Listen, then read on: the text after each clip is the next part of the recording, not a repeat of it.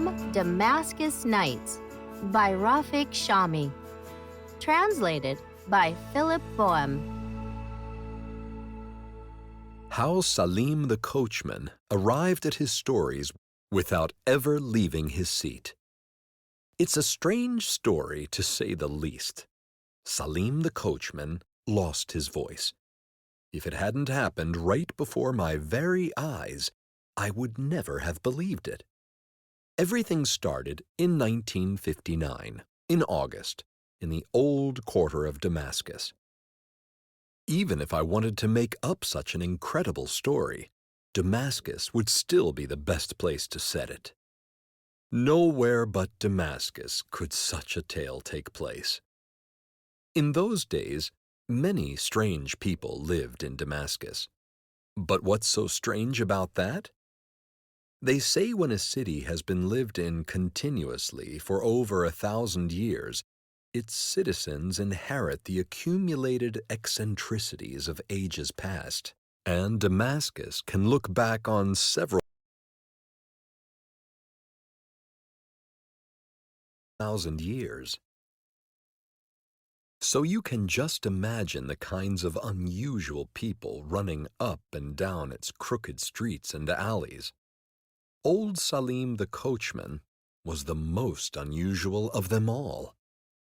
He was short and slight, but his deep, warm voice easily made him seem a large man with broad shoulders, and he was a legend in his own lifetime, which doesn't mean that much in a city where legends and pistachio pastries are but two of 1,001 delights.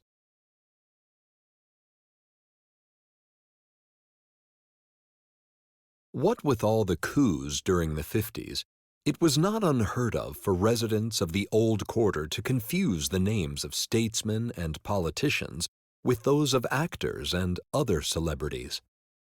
But no one ever made any mistake about Salim the coachman, who lived in the old town and who could tell such stories as would have his listeners laughing or weeping or both. Among the unusual people running up and down the city, there were many who had a suitable saying ready for any occasion. Yet there was only one man in Damascus who could produce a story for everything, whether you had cut your finger, caught cold, or fallen tragically in love. But how is it that this coachman Salim became the most famous storyteller in all Damascus? The answer to this question involves, as you may have guessed, another story. In the 1930s, Salim worked as a coachman, driving between Damascus and Beirut. Back then, the journey took 2 exhausting days, and they were 2 dangerous days as well, because the road wound through the rugged Great Horn Gorge, which was crawling with brigands who earned their daily bread waylaying travelers. The coaches themselves differed little in appearance. They were constructed of iron, wood, and leather, and carried 4 passengers. The competition for business was merciless. Often, it was the hardest fist that decided who would drive, and the passengers had no choice but to climb out of one carriage, pale with fright, and board the coach of the victor. Salim fought as well, but rarely with his fist. He used his cunning and his invincible tongue. When the Depression came to Syria, fewer and fewer people could afford to travel, and good Salim had to devise some way to provide for his family. He had a wife, a daughter, and a son to feed. What's more, robberies were on the rise, since many impoverished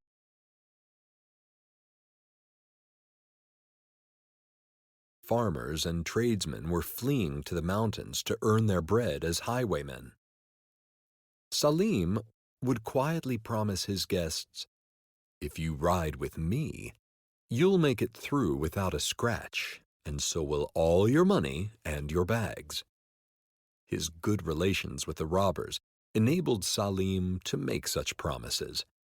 Again and again he would drive from Damascus to Beirut and back unmolested. Whenever he entered a bandit's domain, he would leave a little gift by the side of the road, but secretly, so the passengers didn't notice, and the robbers would give him a friendly wave. He was never attacked, but after a while, the secret of his success trickled out, and all the other coachmen began to imitate him. They, too, left gifts by the roadside and were allowed to pass in peace. As Salim said, it got so that the brigands turned into fat, lazy collectors, utterly incapable of inspiring fear. Thus his guarantee of a journey safe from robbers soon lost its unique appeal, and Salim wondered desperately what to do. Then, one day, an old lady from Beirut came to his rescue. During the ride, he had recounted in great detail the adventures of a robber who had fallen in love with none other than the Sultan's daughter. Salim was personally acquainted with the man. When the coach reached Damascus, the old woman is said to have shouted, "May God bless your tongue, young man. Time flew much too quickly in your company." Salim called this woman his good fairy, and from then on he promised his clients he would regale them with stories the whole way from Damascus to Beirut, or Beirut to Damascus, so that they wouldn't even notice the hardships of the journey. This was Salim's salvation, for no other coachman could tell tales as well as he. But how did the old fox, who could neither read or write, always come up with a fresh story? Quite simple. After his passengers had heard him tell a tale or two, he would ask them casually, "Now, perhaps one of you would like to treat us to a story." There was always someone, a man or woman, who would answer, "I have a story that's absolutely unbelievable, but I swear to God it really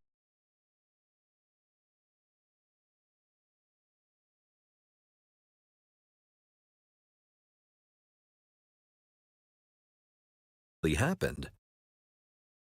Or else, "Well, I'm not very good at telling stories, but a shepherd once told me one. And if you promise not to laugh at me, I'll be glad to give it a try." Naturally, Salim encouraged all his passengers to tell their stories. Then he would spice them up and pass them on to the next travelers. In this way, he always had a fresh and inexhaustible supply. The old coachman could charm his listeners for hours on end. He would tell of kings, fairies, and highwaymen. He had experienced much in his long life. Whether the stories were happy or sad or full of suspense, his voice held everyone spellbound. Not only could it evoke sorrow, anger, and joy, it could even make you feel the wind, the sun, and the rain. Whenever Salim began to speak, he would soar inside his stories like a swallow.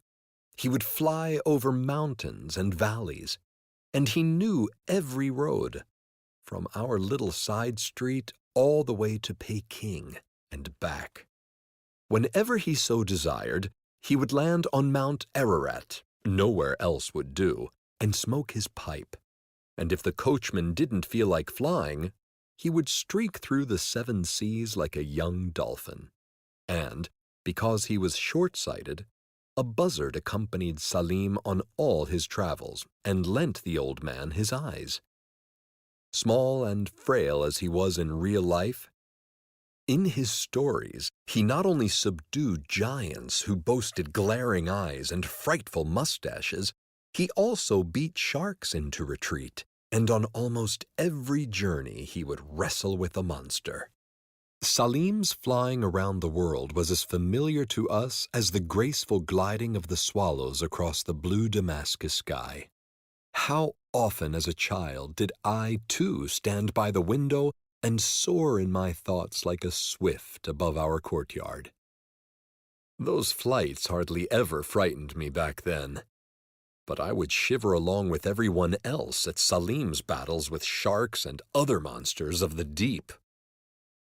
At least once a month, the neighbors asked the old coachman to tell the story about the Mexican fisherman, a story Salim especially enjoyed.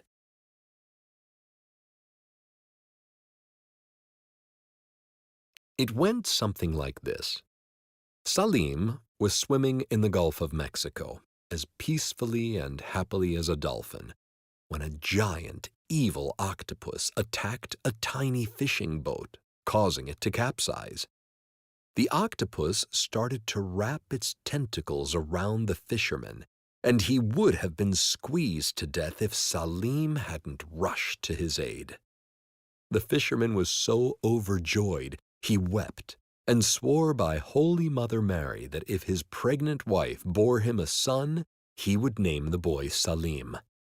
Here, Salim would always pause to check whether we were listening closely.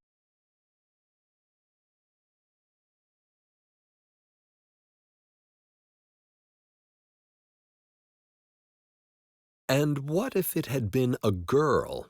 Someone was bound to ask. The old coachman would smile contentedly, puff on his water pipe, and stroke his gray mustache. His answer was always the same. Then he would have named her Salim, of course. The struggle with the mighty octopus was a long one. In winter, we children would huddle in Salim's room, shivering with fear for the coachman who was battling the octopus with its countless suckers, and if it happened to thunder outside, we would huddle even closer. Tamim, one of the neighborhood children, had the obnoxious habit of grabbing me by the neck with his fat fingers in the middle of the story. That would scare me every time, and I would scream. Then Salim the coachman would quickly reprimand the troublemaker, ask me where he had left off, and return to his battle with the giant octopus. Afterward, every little rustle of fallen leaves would give us goosebumps, as if the octopus were lying in wait for us. Tamim, that chicken, who had acted so unimpressed while Salim was telling the story, was more afraid than anyone else. He lived a few houses down, you see, so he had to cross our courtyard and walk through a dark alley to get home. But 3 other children and myself lived in the same house as Salim, and we felt his reassuring nearness even at bedtime. One night, the octopus was especially ferocious. I was overjoyed to reach my bed safe and sound. Suddenly, I heard Tamim's voice, whimpering softly at the old man's door. Uncle Salim, are you still awake? Who goes there? Tamim, my boy, what's the matter? Uncle, I'm afraid. Something's growling in the dark. Wait, my boy, just wait. I'm on my way. I only have to unsheath my Yemenite dagger, reassured Salim through the closed door. Tamim waited, ashamed, since all of us who lived nearby were laughing out loud. Keep one step behind me, and even if a tiger jumps us, don't be afraid. I'll hold him back, Salim whispered, and brought Tamim to safety, even though the old coachman was half blind and could barely see in the dark. No one could tell lies as well as Salim.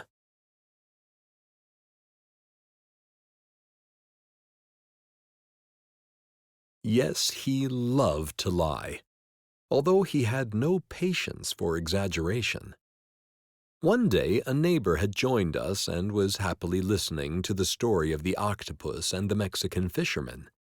But then, right in the middle of the battle, he insisted on knowing how long the octopus's tentacles were. Salim was startled by the question. "Very long, with hundreds of suckers," he said, somewhat confused. "How long? 1 yard? 10 yards?" scoffed the neighbor. "How should I know? I didn't go there to measure his arms. I had to get rid of the thing, not tailor it a suit," Salim snapped back, and we all laughed. The man kept mumbling something to himself while the coachman beat the octopus until it vomited its whole supply of ink and fled. But as soon as the battle was over, just when Salim was preparing to smoke his well-earned water pipe on a sandy beach in Cuba, the man interrupted a second time. "So, it was you who colored the oceans blue?" No. The oceans were blue long before I was born. Many brave souls fought with many octopi. The first one to do so lived 327 years before Adam and Eve," remarked the coachman unperturbed, and gave his water pipe a couple of pulls. Then he returned to the coast of Cuba to recuperate. I once asked Salim how it was that his words could put people in such a spell, and he said, "It's a gift from the desert." And since I didn't understand what he meant, he explained, "The desert, my friend, seems beautiful to strangers at first. People who only visit it for a few days, a few weeks, a few months, find it enchanting. But in the long run, life in the desert is tough. It's hard to find anything beautiful in the scorching heat of day or the screeching cold of night. That's why no one really wanted to live there."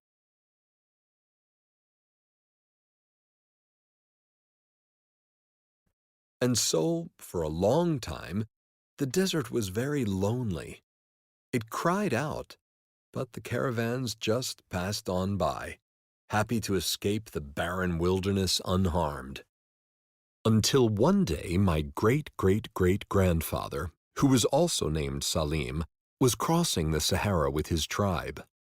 He heard its cries for help and decided to remain, so as not to leave the desert all alone. Many laughed at him for giving up the green gardens of the city to seek his fortune in the sands, but my great-great-great-grandfather stayed true to the desert. His whole life long, he believed that paradise was simply loneliness that had been overcome. From then on, his children and his children's children drove away the desert's loneliness with their laughter and games and with their dreams. The hooves of my great-great-grandfather's horses drummed the desert's limbs awake, and the soft gait of his camels brought it rest. In gratitude, the desert gave to him and to all his children and his children's children the most beautiful colors in the world, the secret paint of words, so that they could tell each other stories by campfire light and on their endless journeys. And so my ancestors made sand into mountains and waterfalls, into ancient forests, and into snow. By the campfire, in the middle of the desert, almost dead from hunger and thirst, they told stories of a paradise flowing with milk and honey, and they took their paradise along on all their travels. Their magic words made every mountain and valley, every planet, and every world lighter than a feather. In over 40 years, Salim never drove his carriage beyond Beirut, but on the wings of his words, he traveled the globe like no one else. Discuss. The author provides several examples of different perspectives in this story. How is the way Salim views the world different from the way others view the world? What is the effect of this difference? Discuss your responses in a small group.